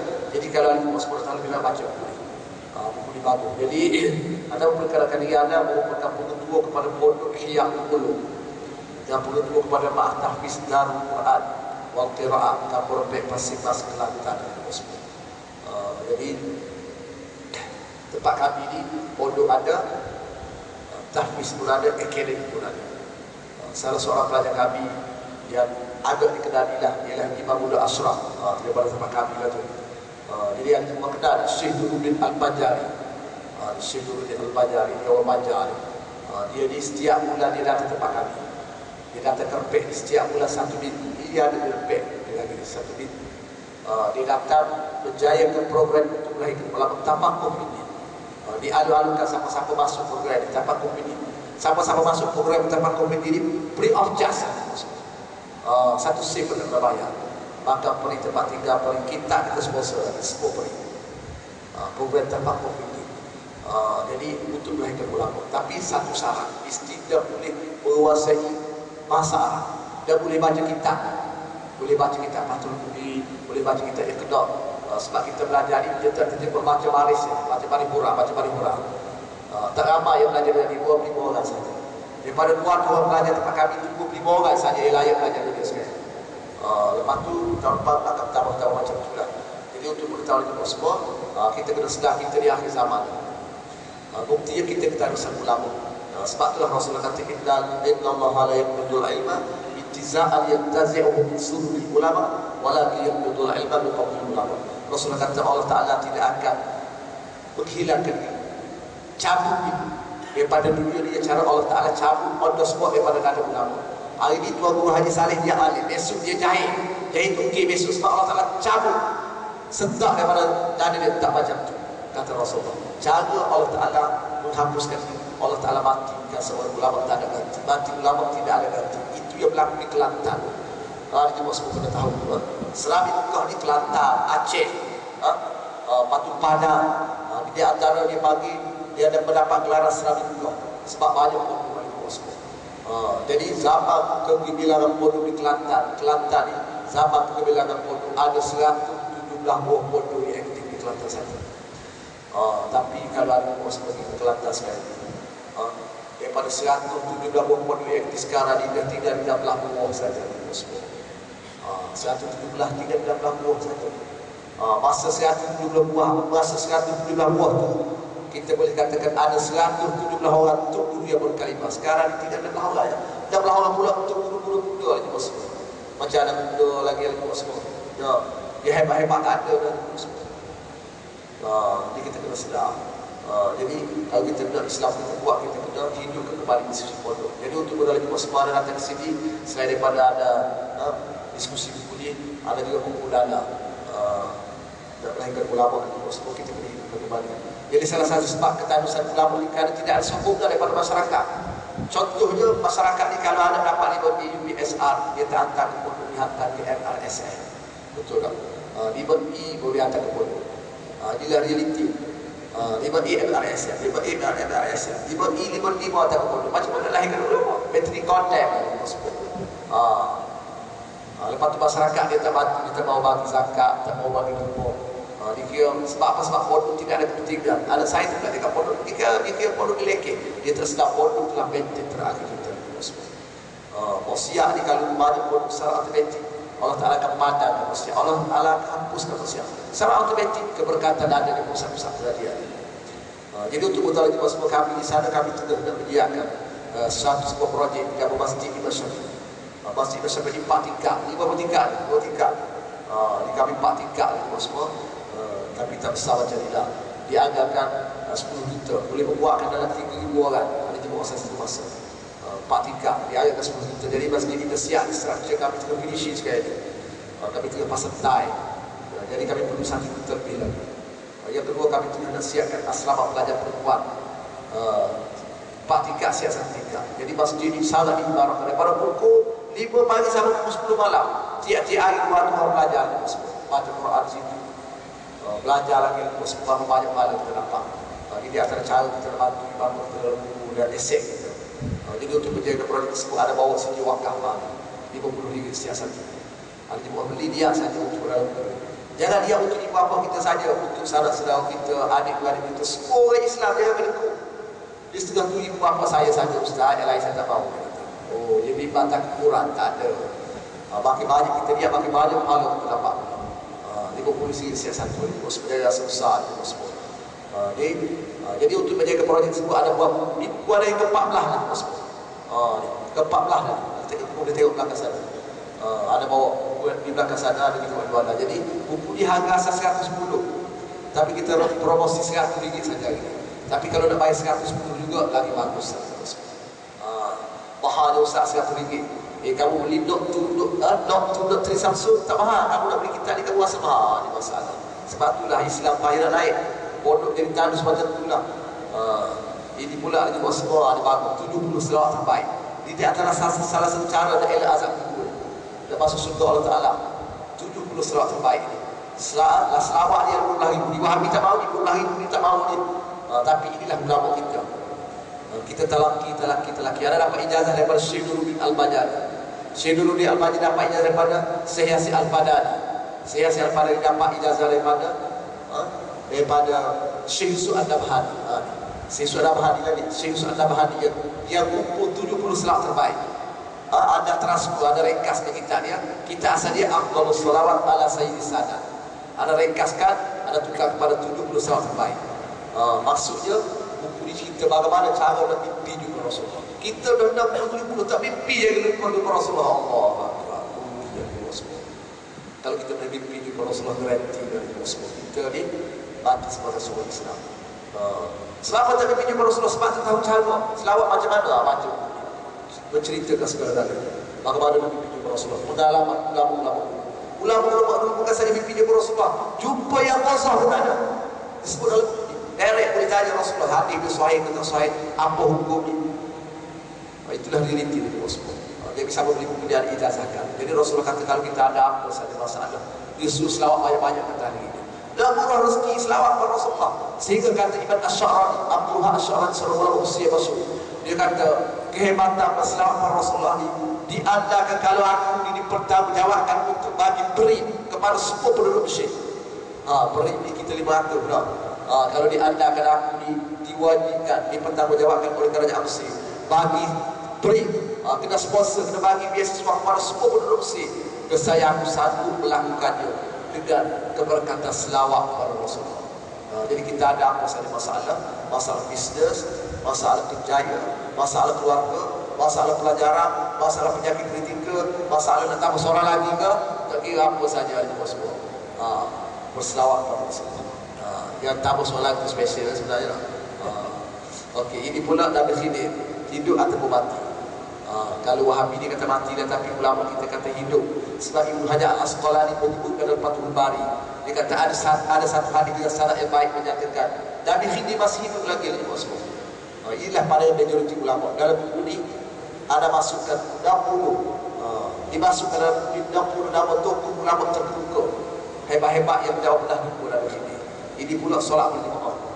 Solat berjemaah asas kekuatan peribadi masyarakat dan umat. Nak masuk surga Allah Ta'ala di antaranya sembahyang jemaah. Pengalaman dalam pondok tahfiz 17 tahun. 17 tahun dah tempat ada ni beroperasi. Selama 17 tahun ni pengalaman ada ke pondok tahfiz ni untuk pengetahuan kita semua. Pelajar yang bermasalah, yang poti kelas, yang terhormat pada guru, yang pelajarannya bodoh, yang suka mencuri, yang suka merosak ke hasil sekolah. Sebabnya pelajar ni tak jaga solat berjemaah, percaya dengan semua. Yang bagus-bagus jangan solat berjemaah. Sebab tu Rasulullah di Madinah, sampai di Madinah buat masjid. Sehingga hari buat masjid, itulah rahsia dia semua. Macam tu. Jadi pula dia anak soleh. Jadi antara dalil kata orang hidup di batu telah meninggal, dia anak soleh. Anak soleh siapa ada seorang anak soleh maka memudah dari masuk surga. Ada hadis sebut Rasulullah bersabda, "Man qara al-Quran wa amila bima fihi, albasallahu walidayhi tajan yaumil qiyamah, tubuh asal tubuh syamsi fi dunia." Rasulullah kata seorang anak yang sentiasa baca Quran, dia pula anak soleh, maka kalau dia baca Quran tiap-tiap hari, maka Allah Ta'ala akan membuka, akan masukkan kedua-dua ibu bapa dia ke dalam syurga. Boleh jadi mula-mula mati bapa dia ahli neraka, tapi dia sebab anak baca Quran tiap-tiap hari anak pula anak soleh, maka Allah Ta'ala akan masukkan kedua-dua ibu bapa dia ke dalam syurga. Lepas tu jangan dimasukkan ke dalam syurga, dipakaikan mahkota. Mahkota itu pula ada cahaya itu pula lebih cerah daripada cahaya matahari yang memasuki rumah yang ada di atas dunia matahari. Itu contoh orang hidup di batu telah meninggal dunia. Walaupun disebut anak soleh di sini, ulama kata bukan saja anak soleh, orang Islam di batu telah meninggal dunia. Bagaimana nak melahirkan anak soleh? Ulama kita tulis dalam kitab mereka, kami buku ada 33 amalan untuk melahirkan anak soleh. Jadi kesemua buku ni 5 buah dia ada promosi. 5 buah ni harga seharian 250, tapi kita promosi 200 saja. Campur sediakan 250. Kalau buku ni 200 sediakan 250. Jadi kalau siapa nak bayar 250, buku ni lagi bagus pada tadi lah. Buku ni terhad. Macam mana teknikal ada 15 buah saja. Bid'ah dia ada 15 buah saja. Besok pun sampai. Jadi terhad lah sampai cepat dia dapat. Dia boleh cari rumah, mana dapat jariah, mana jariah dapat, itu pun dapat. Jadi sangat tu saya berharap pada hari ini yang baik Allah Ta'ala yang terbaik kepada Nabi Rasulullah. Aku qouli hadza wa astaghfirullahal azim li wa lakum. Wassalamualaikum warahmatullahi ta'ala wabarakatuh. Bismillahirrahmanirrahim. Alhamdulillah rabbil alamin. Wassalatu wassalamu ala asyrafil anbiya'i wal mursalin wa ala alihi washabbihi ajma'in. Allahumma innaka 'afuwwun karimun khalimun tuhibbul 'afwa fa'fu 'anna. Ma'al walidayni wa jami'il muslimina wal mu'minina wal mu'minatil ahya'i wal amwat. Allahumma akhtim lana bi husnil khawatim wa la takhtim 'alaina bi su'il khawatim. اللهم فقهنا بالدين وعلمنا تأويل القرآن. اللهم اجعلنا وارزقنا من العلوم واجعلنا من العلماء العاملين واجعلنا منك الصالحين. ربنا هب لنا من أزواجنا وذريتنا قرة أعين واجعلنا للمتقين إماما. يا رب يا ولي يا ولي وارزقنا رزقا كثيرا حلالا طيبا مباركا فيه.